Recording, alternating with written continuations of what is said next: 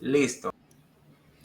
Hola, muy buenas tardes. Sean todos bienvenidos a esta nueva charla que tenemos para ustedes en el día de hoy. Hoy vamos a compartir, tengo un invitado especial.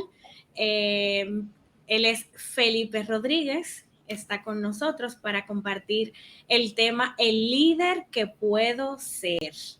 Él hará una pequeña charla dirigida a ustedes, estudiantes, para que la puedan disfrutar. Primero hago una pequeña descripción del perfil profesional de Felipe. Su nombre completo es José Felipe Rodríguez de Marchena. Él es psicólogo general, mención industrial, con posgrado en gestión de recursos humanos y máster en business coaching. Es fundador y gerente general de Vida Íntegra, una firma de psicología y coaching que le permite impulsar a los líderes en su proceso de crecimiento. Además, es facilitador en temas de liderazgo, como lo vamos a tener en el día de hoy compartiendo con nosotros. Trabaja también los temas de coaching, comunicación, manejo de cambio, dinámica de grupos, motivación, experiencia servicio y encuentros de integración. Entonces, nada, mi nombre es Hilde Eusebio, pertenezco al Departamento de Orientación del Campus Santo Domingo de la Pontificia Universidad Católica Madre y Maestra. Sean todos bienvenidos a esta charla. Felipe, adelante.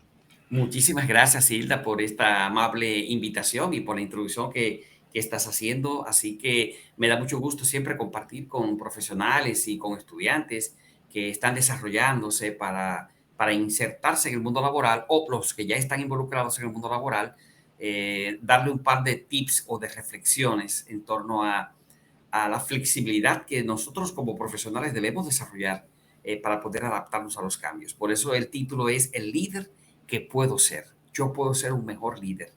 Puedo serlo, eso es. Así que voy un poquito rápido ahora. En este sentido, una de las cosas que quisiera poner como base fundamental para poder hablar tiene que ver con el concepto de la responsabilidad. La responsabilidad se conecta con lo que yo sí puedo hacer y lo que no puedo hacer. ¿Qué depende de mí? ¿Qué no depende de mí? Como por ejemplo, si hablamos de la ley de la gravedad de Newton, podemos decir que si yo suelto una manzana y cae y preguntara por qué cae la manzana, entonces la respuesta es muy obvia. Bueno, la ley de la gravedad, ¿verdad? Y ahí le hacemos honor a Newton. Obviamente, esa es una verdad, muy cierto. La ley de la gravedad hizo que la manzana cayera. Pero si hago la segunda pregunta, es, ¿por qué más cayó la manzana? ¿Por qué otra razón cayó? La respuesta puede ser, bueno, porque la solté. Bueno, entonces fíjate que también esa respuesta es correcta. También cayó porque yo solté la manzana. Así que lo que puedo aquí inferir de estas dos respuestas, la ley de la gravedad y solté la manzana, es que yo no puedo actuar sobre la primera.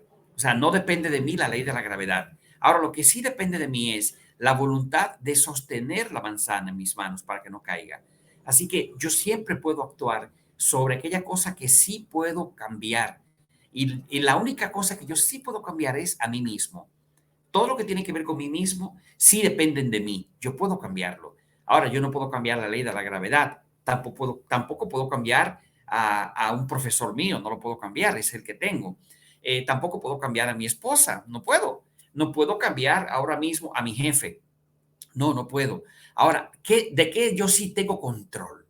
Yo sí tengo control de mí mismo, de mi respuesta ante los estímulos que tengo, sobre todo en el de la manzana, que es la voluntad de sostenerla con fuerza y no dejarla caer. La responsabilidad, ese concepto está atado directamente a esa segunda verdad, la voluntad de soltarla o no, la manzana. Ahora, cuando hablo de estas cosas, lo comento porque muchas personas siempre culpan lo que representa la ley de la gravedad en sus vidas y no se revisan a ellos mismos. Pongo un ejemplo. El tránsito, por ejemplo. Muchas personas cuando llegan tarde ponen como la excusa favorita, muchos estudiantes lo hacen también, de que estaban trabajando y había mucho tránsito y por eso llegaron tarde. Cuando yo culpo el tránsito o los tapones, eso equivale a yo culpar la ley de la gravedad. Y ya dije que no puedo, no tengo influencia sobre la ley de la gravedad. No depende de mí la ley de la gravedad. O sea, no depende de mí los tapones. Ahora, pero ante esa realidad, los tapones, ¿qué sí depende de mí? Como ya yo sé que no puedo cambiar los tapones, ¿qué sí depende de mí? Bueno, depende de mí que salga más temprano, que me haga una buena planificación para salir con más tiempo, ¿verdad? O que esté más cerca de la universidad en el momento que yo completo un trabajo para poder estar a tiempo en la clase. Eso sí depende de mí. Siempre actúa sobre lo que depende de ti, ¿de acuerdo? Siempre depende de ti, tú mismo. La única cosa que tú tienes control eres tú mismo. Y ahí el concepto de responsabilidad yo creo que se queda más reforzado todavía. Ahora, ¿por qué clarifico esto?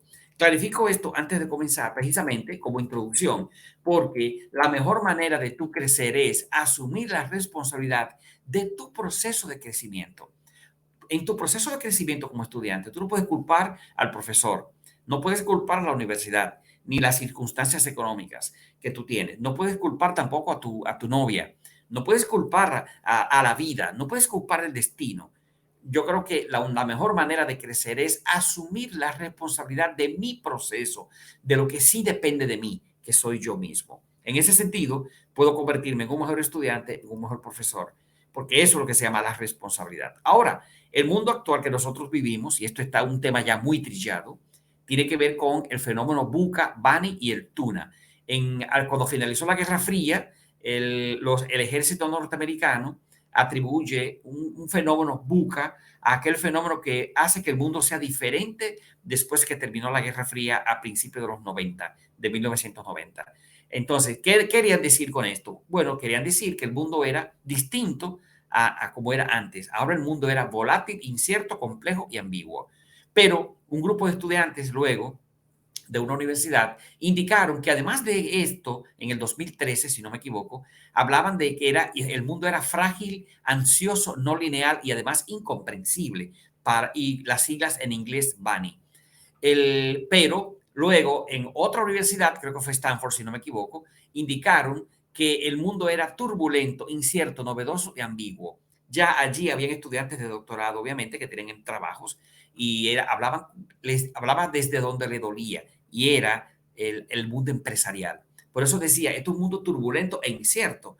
Es novedoso porque da nuevas oportunidades y la tecnología nos coloca frente a muchas oportunidades. Pero también el mundo es ambiguo, que coincide con el fenómeno VUCA. Lo que quiero decir con estos tres términos es que el futuro ya es ahora. El futuro es ahora. El mundo empresarial, la realidad que tenemos es totalmente distinta. Yo sé que para ustedes que son millennial, muchos, y otros que son generación centennial, que son más recientes todavía, para ustedes no va a tener mucho sentido porque ustedes nacieron ya con ese chip de adaptarse rápido al cambio. Pero los que son generación X y generación baby boomer, como es mi caso, probablemente necesitemos luchar contra la resistencia al cambio. Pero esto te conviene saberlo porque en algún momento tú que eres joven vas a estar en una organización dirigiendo personas que son de otra generación a la tuya, más antigua. O sea, vas a tener personas de 65 años, de 50, de 35, y esas son generaciones que piensan distinto a ti, porque no están acostumbrando a tantos fenómenos que generan cambios. Pero necesitas desarrollar habilidades para entender que hay nuevos paradigmas hoy día, que esa gente debe entender que tiene nuevos paradigmas y necesitan un cambio de mentalidad. Pero mi equipo, que yo tengo que son más viejos que yo, no puedo sugerir que ellos tengan un cambio de mentalidad tan fácil. Para ellos no es sencillo.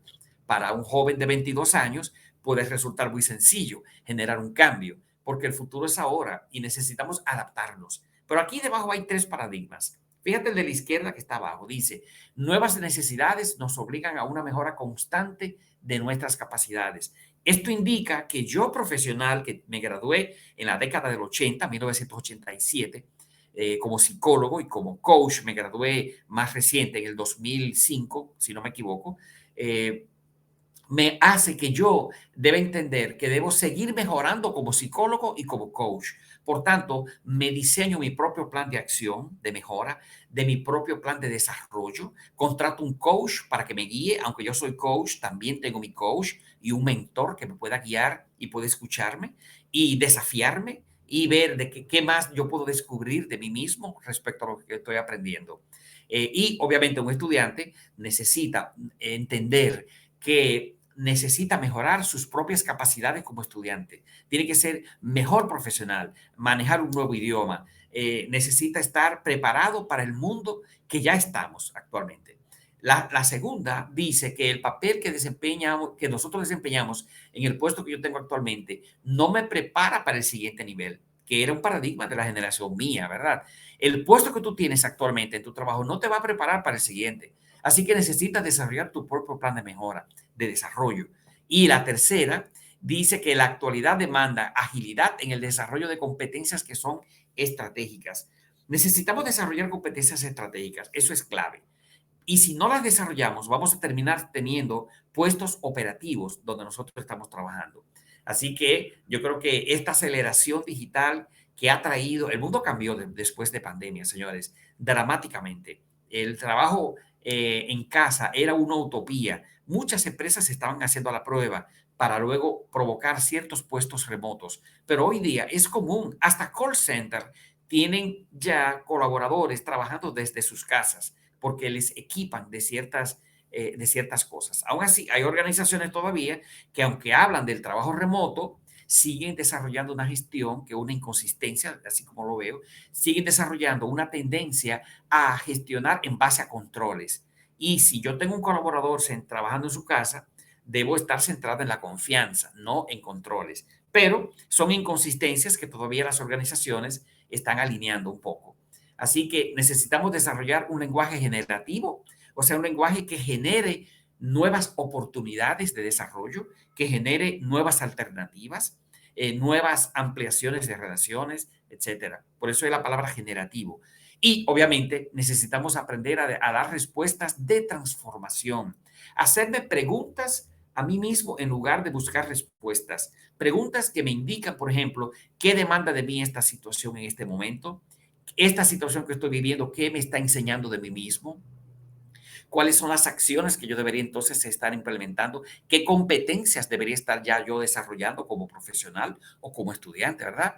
Y obviamente, cuáles son las nuevas interpretaciones que estoy teniendo respecto a lo que me está pasando. Como por ejemplo la crisis bancaria de Estados Unidos, que es actual, con la quiebra del Silicon Valley Bank, que ha dejado a todas las empresas de los startups en California preocupadas porque era un banco especializado en este tipo de inversiones, de apoyar a estas pequeñas empresas de tecnología.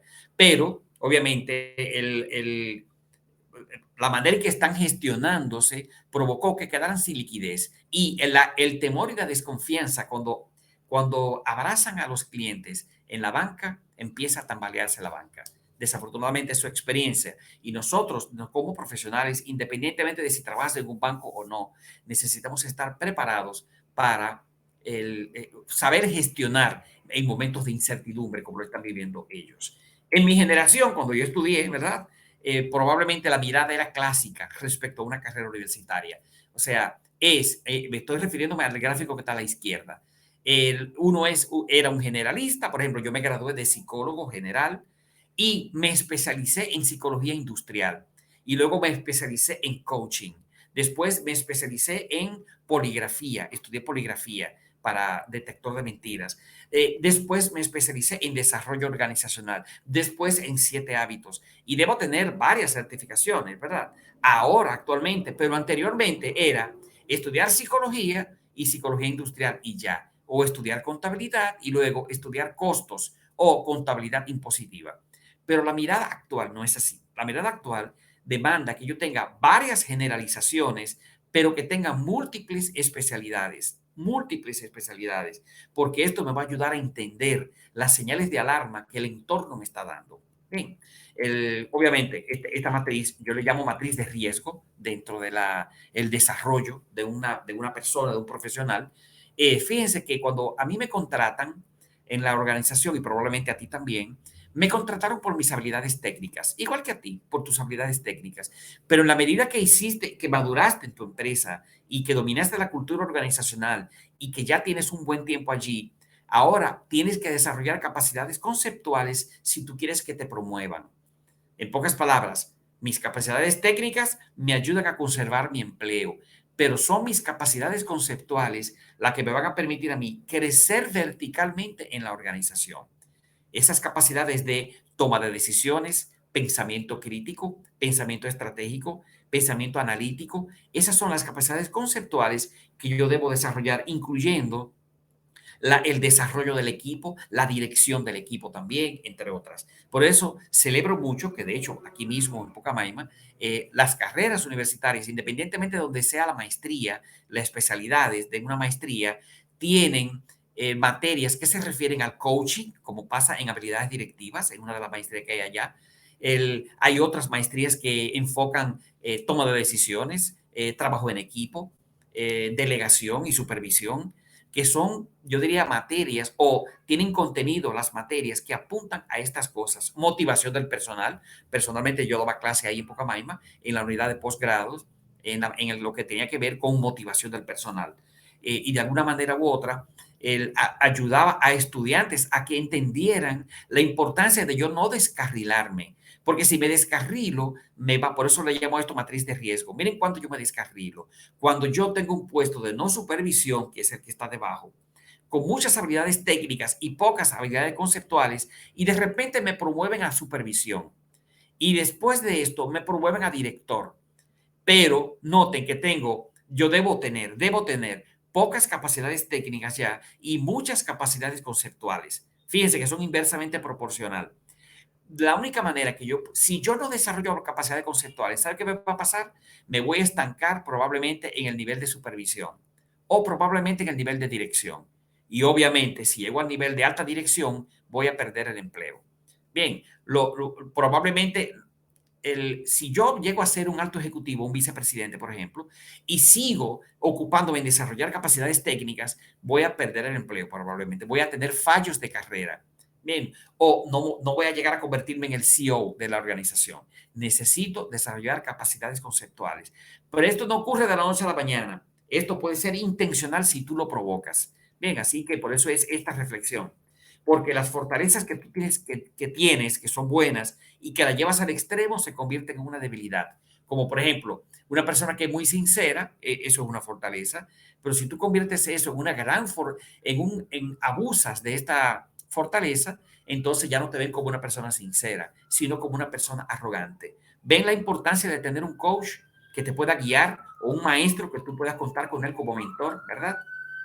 Pero yo decía desarrollar capacidades técnicas. La capacidad técnica es esta capacidad que uno tiene de analizar el entorno, interpretar las señales que hay en todo lo que ocurre en tu microentorno, tener un diagnóstico situacional y tener una creación de redes de comunicación que incluye visión de negocios, resolución de problemas, gestión de recursos, orientación de clientes, red de relaciones efectivas, negociación, una visión transversal de la organización para tener un buen capital político. Eso te va a permitir a ti tener capacidades estratégicas. Así que tú, no importa si eres graduado, si estás haciendo una maestría o si estás todavía a nivel de grado. Recuerda, tienes que desarrollar competencias estratégicas y si no lo logras, probablemente te estancas en el puesto de trabajo que ocupes. Bien, ahora, ¿cómo yo hago la elección objetiva de estas competencias? ¿Cómo lo hago? Tranquilo, tranquilo. Aquí te ofrezco 3 bloques de competencias, que puedes hacer una foto si quieres, o repetir esto y volver a verlo. La omnicanalidad en el liderazgo, eso es clave. Uno habla mucho de las empresas que son omnicanales y que, porque están centrando su estrategia, tienen centrando su estrategia en el cliente. Así que como son clientes céntricas, entonces tienen que ofrecerle un delivery a los clientes, que el cliente pueda acceder a sus instalaciones y a sus servicios y sus productos, independientemente de que sea un día feriado o que sean las 4 de la mañana. Ahora, la omnicanalidad del liderazgo tiene que hablar con la integridad. Es increíble cómo la integridad y la ética cobran cada vez más importancia, señores. Pensamiento estratégico, como ya decía, la socialización, el sentido de logro, capacidad para trabajar bajo presión, etcétera. La capacidad de aprendizaje, que es la última que aparece allí. Obviamente, el segundo bloque de competencias está titulado como pensamiento dinámico. Necesito gestionar el cambio, la resistencia al cambio, la capacidad de relacionarme con otros, escuchar al equipo, desafiar al equipo, alinearlos, apoyarme en la misión, visión y valores de la organización como marco estratégico para poder tener un discurso que sea convincente frente al equipo y que puedan ellos entender su propia dinámica personal respecto a qué lo está motivando dentro de la organización. Y el tercer bloque, mentalidad digital. Obviamente, esa es una gran ventaja que ustedes nos llevan a nosotros, que somos mayores, ¿verdad? Pero tiene que ver con la agilidad. No tiene que ver con cuántas aplicaciones tú manejas, ¿eh? Y cuántas redes sociales tú manejas y participas. No tiene que ver con esto. Tiene que ver con tu agilidad, tu capacidad de respuesta, el sentido de urgencia. Tiene que ver con la cadena de valor que tú agregas a la organización de manera transversal, no solamente a tu equipo, porque encontramos realidades en organizaciones donde se generan silos y esos silos los motivan los reconocimientos individuales que dan las empresas. Y nosotros debemos romper con esto. Necesitamos introducir reconocimientos que sean de equipos para animar a que haya así una cadena de valor transversal. Humildad. Mira, aquí me detengo porque la humildad, yo creo que la humildad y el pensamiento creativo, la humildad y la curiosidad son, porque eso genera pensamiento creativo. La humildad y la curiosidad son dos competencias estratégicas hoy día. La humildad porque te permite reconocer que necesitas un mentor, una figura en la que apoyarte, necesitas ayuda, necesitas un coach probablemente que te pueda guiar y desafiarte y que te escuche. Por eso necesitas humildad, que aprendas a recibir retroalimentación incluso de tu equipo mismo en una horizontalidad estratégica que tú vas a provocar. Y yo creo que pensar en redes, ser tolerante con la diversidad, ser inclusivo, tolerante ante la frustración, son competencias que necesitamos tener todos hoy día para poder nosotros decir, tengo una buena oportunidad de crecer. Ahora, yo siempre recomiendo, cuando estoy coachando ejecutivos, que es lo que hago en el día a día, me encuentro con realidades que ante un plan de acción, el ejecutivo sale corriendo a, a tomar entrenamientos para desarrollar esta competencia. Y no necesariamente, ojo, eso es un error. Una competencia no se desarrolla solo con entrenamientos. De hecho, la fórmula 70-20-10 es la clave para esto. Si tú creas tu propio plan de desarrollo de una competencia, te recomiendo el 70-20-10. Un 10% de tu énfasis enfocarte en entrenamientos presenciales y virtuales. Un 20% de tu esfuerzo que sea con un coach o un mentor, pero un 70% de tu esfuerzo debe estar centrado en el puesto de trabajo. Así que acepta la invitación a participar en proyectos allí. En proyectos que tienen que ver con procesos de transformación. Acéptalo, atrévete. Trata de que en tu trabajo sea el 70% de la oportunidad que tú tienes para desarrollar una competencia. Por eso, acepta el desafío si tú tienes que ser un líder respecto a una iniciativa que tenga la organización. Acéptalo y eso te va a ayudar a desarrollarte mejor. Ahora, ¿qué acciones pueden impedir que yo me desarrolle? ¿Qué competencias me frenan? Bueno, se la voy a mostrar. Tiene que ver con nuestras debilidades, ¿verdad? Aquí hay solamente algunas cuantas, que es la que más veo cuando hago sesiones de coaching. Falta de sensibilidad ante los demás, impaciencia, cuando tú tomas muchas responsabilidades te vas a diluir, la inflexibilidad, no escuchar. Señores, las personas les cuesta aprender a escuchar más de lo que ustedes se imaginan. Hay personas que no terminan lo que empiezan, que hablan demasiado, que son impulsivos, que son intolerantes. Pero tranquilo, yo sé ya lo que puedes estar pensando. No solamente tú puedes tener estas debilidades o estos frenos de carrera, como yo le llamo, sino también probablemente lo veas en un profesor de la universidad que es de mi generación y que la manera en que plantea temas, tú puedes interpretar esto en él, pero recuerda, sé tolerante con la diversidad, sé humilde, acepta la dirección, porque probablemente ese profesor es el que te está ayudando a desarrollar disciplina, porque ve que tú no tienes disciplina, y esto pasa más con estudiantes de grado, que un profesor de grado, muchas veces es distinto cuando está dando clases en maestría. El de grado necesita ayudar al estudiante a que desarrolle disciplina y por eso somos tan exigentes. A nivel de grado y maestría, de posgrado y maestría, obviamente, somos un poquito más flexibles porque ya son profesionales, ya tienen disciplina desarrollada y ahí simplemente yo digo, hay que leerse este libro para la semana que viene y no negociable. Se lo leen, se lo tienen que leer porque están pagando mucho dinero por esto, ¿verdad? Así que sé tolerante con aquellos que no piensan como tú. Bien, Otros frenos de carrera, pero quiero avanzar. Una clave que te puedo dar como matriz de empezar a hacer un diagnóstico contigo mismo es pensar como en estos cuatro cuadrantes que hay aquí. El primero, ¿qué debo alcanzar? ¿Qué es lo que quiero alcanzar? Y tú escribes allí qué es lo que quieres alcanzar. Recuerda que estoy hablando respecto a una competencia que quieres desarrollar. ¿Qué quiere conservar todavía de tu estilo actual? ¿Qué necesitas eliminar de tu estilo actual? ¿Y qué debes evitar de tu sentido, de tus fortalezas? ¿De cuáles fortalezas debes cuidarte? Cuando uno llena una matriz como esta, que parte de mi propia reflexión, obviamente, esto me coloca a mí en una mejor posición para poder entonces iniciar un buen plan de carrera. Y obviamente, si tú quieres desarrollar un plan de carrera, les propongo la metodología de arquitectura del liderazgo que escribieron dos autores, apellido Lombardo, que se llama Lominger, la firma Lominger. Esta firma Lominger, ellos llegaron a plantear esto, creo que James Lombardo, que se llama, ellos decían, tú tienes que ser específico cuando vayas a trabajar un plan de desarrollo. Así que di cuál es la competencia. Por ejemplo, flexibilidad, tengo que desarrollarla. Ya tú eres ahí, sé específico. ¿Qué es lo que tú quieres alcanzar? Te vas a la lámina anterior, a esta que está aquí, y escribe qué quieres alcanzar con esa competencia. ¿Qué quieres conservar? ¿Qué debo eliminar? ¿Y qué vas a evitar? Segundo, tienes que aprender de los demás. Bien, y para aprender de los demás, tienes que ubicar referentes que tengan mucha experiencia en esa competencia y que te vas a acercar a ellos para pedir ayuda. Leer libros que se especialicen en esa competencia, asistir a entrenamientos que se relacionen con esa competencia, buscar la figura del mentor, conseguir el coach que me he mencionado tanto y obviamente llevar un control de tus avances. Cada 6 meses, ¿qué he avanzado? ¿Cuántos libros he leído? ¿A cuántos entrenamientos he participado? ¿En qué proyectos me he involucrado en la universidad? ¿A qué cosas he dicho sí para que me ayude a desarrollar esta competencia? Y eso te va a permitir a ti seguir creciendo. Y obviamente, para tú poder crecer, tengo más recomendaciones.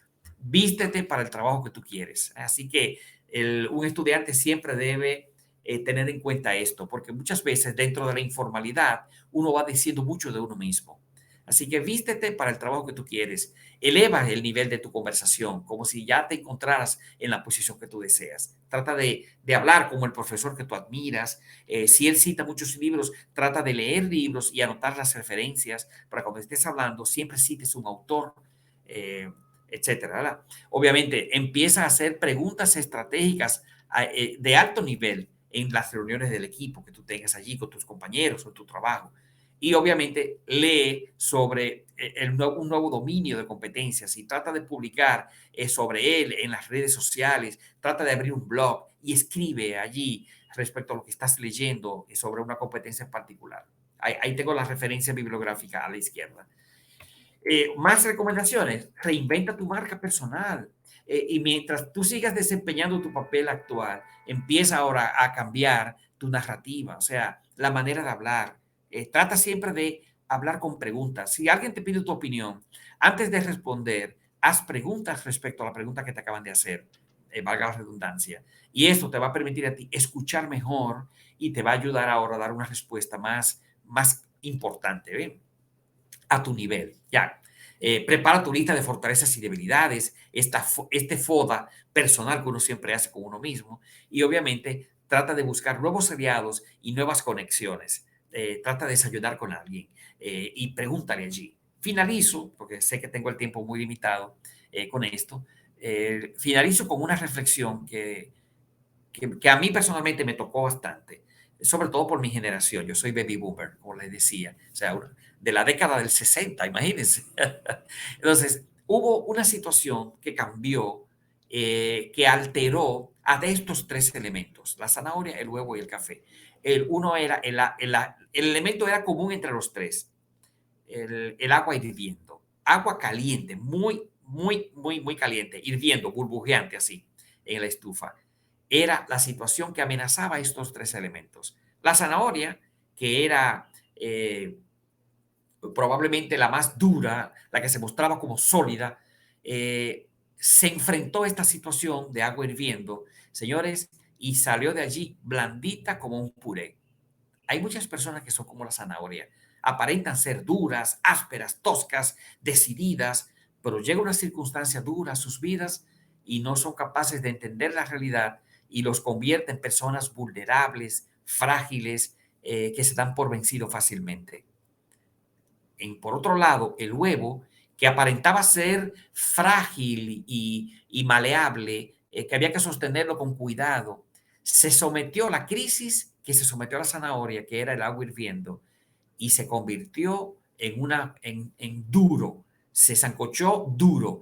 Y ahora, esto que parecía frágil era duro. Tenemos personas que son como el huevo, son personas que aparentan ser frágiles, vulnerables, y cuando viene una crisis a sus vidas, los convierten en personas duras, que no escuchan, arrogantes, etcétera. En cambio, el tercer elemento, que es el café, los granos de café, se sometió también a la misma situación que estresó al huevo y a la zanahoria, el agua hirviendo. Y cuando el café entró al agua hirviendo, le cambió el color al agua, perfumó el agua y además aromatizó todo en la zona, varios metros cuadrados. Yo creo que hay personas que son como el café. Son personas que se someten a una crisis en sus vidas. Son personas que se ven nobles, sencillas, se someten a una situación de crisis y sin embargo, en lugar de verse afectado, sus vidas son transformadas, que terminan ellos creando un negocio que bendice la vida de otras personas, creando un ambiente en la universidad donde más estudiantes empiezan a reunirse en torno a él y empiezan a tener la obra como referencia en la misma universidad. Yo creo que cuando dije para terminar, me quise referir a estos tres elementos, motivándolos a que sean como el café, que en lugar de cambiar para mal, cambia para bien. Trata de sumar valor a tu propia vida, a pesar de que no importa la situación financiera que puedas tener en tu vida privada o la crisis de relaciones que puedas tener con tu equipo en la universidad, con lo que haces tus trabajos, o la crisis que estés teniendo con una materia en particular por el profesor que imparte la materia. Sé como el café, que tu actitud mejore para bendecir la vida de todos los que están allí alrededor. Y esto sugiere una persona que escucha, que sabe perdonar al otro, que es empática con el otro y que es capaz de asumir la responsabilidad ante todo lo que le rodea. Por tanto, es capaz de cambiar. Y al tú cambiar, cambia todo a tu alrededor. Porque cuando un líder cambia, todo cambia a tu alrededor. Yo espero que estas reflexiones hayan sido de mucha utilidad para ustedes. Así es que vuelve a mirar esta grabación, estas reflexiones, compártela con otros y sé la persona que tú quieres ser, el líder que realmente tú quieres ser. Tú puedes serlo. Muchísimas gracias y muy amable de estar aquí todos conectados. Aquí les dejo mis contactos en caso de que quisieran extenderme alguna pregunta. Muchísimas gracias de nuevo. Hasta pronto. Bueno, Muchísimas Hilda, cuéntame. gracias, Felipe, por tus recomendaciones, tus tips. Esa reflexión final estuvo excelente, que aparte del café, aromatizar todo alrededor, ¿verdad? Cae también un cafecito después de comida Sí, con un postrecito y eso. O así sea es. que sería bueno llevarnos de esto, de ser como el café, de transformarnos, de que la situación difícil lo transforme a hacer algo bueno, a llegar a los otros, a ser empático y todo lo demás que mencionabas. Bueno, Felipe, pues muchísimas gracias por tu gran aporte, por compartirnos tus conocimientos, esas recomendaciones que nos ayudan, nos llevan a los jóvenes, a nosotros, a los estudiantes, para poder asumir con responsabilidad en el crecimiento personal y profesional, que tenemos que asumir el cambio. Así es. Entonces, de verdad, muchísimas gracias. Cualquier pregunta pueden hacérsela a Felipe en sus redes sociales o dejarlo aquí cuando vean la grabación, dejarlo aquí en el comentario y Felipe con mucho gusto, pues se lo puede responder. Entonces, nada, espero que sea de gran ayuda, que esta charla les favorezca y muchas gracias por compartir con nosotros. Nos vemos en otra próxima entrega. Adiós. Hasta pronto.